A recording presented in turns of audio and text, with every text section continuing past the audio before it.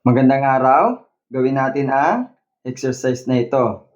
Sabi dito, use the number line to find the sum of the following integers. Gagamitin natin ang number line para makuha ang sum ng mga number na ito.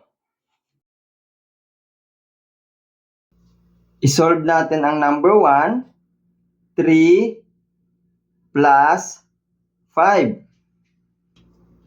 3, andyan yung 3. Ngayon, plus 5. Kapag nag-add tayo ng positive number, which is yung 5, yan ay going to the right. Ibig sabihin, 5 units sa kanan ng number 3. So, pag nag-count tayo,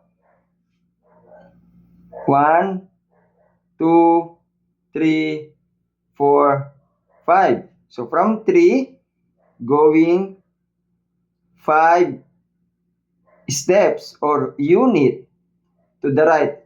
At ang nakuha natin ay 8. So, ang sagot sa number 1 ay 8.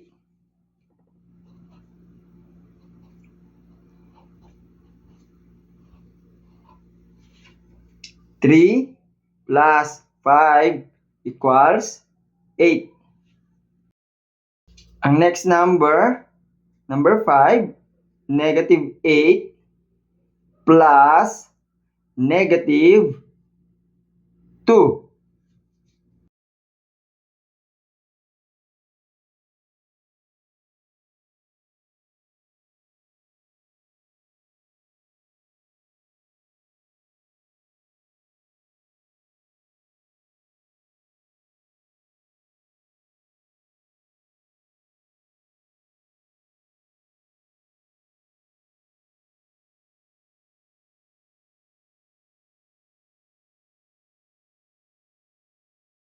Sagutin natin ang negative 8 plus negative 2. So, magsisimula tayo sa negative 8. Negative 8, dagdagan mo siya ng negative 2. Mula sa negative 8, dagdagan mo siya ng 2 unit going to the left.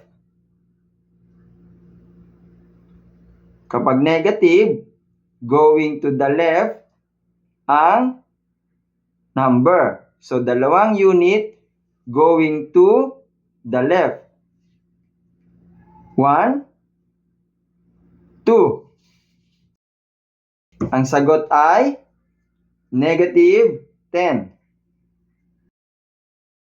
Yan ang ating sagot, negative 10.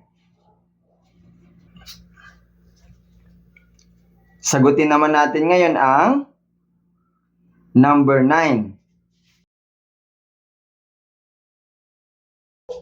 Sagutin natin ang number 9. Negative 8 plus 2 plus negative 3. So, magsisimula tayo sa negative 8. Ang sabi dito, dadagdagan natin ng 2 or positive 2. Kapag dinagdagan natin ng positive 2 or 2 units going to the right. Negative 8 plus 2, negative 6 plus negative 3.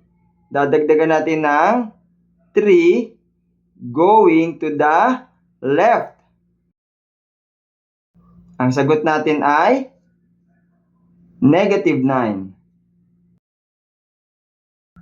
Negative 9 ang ating sagot.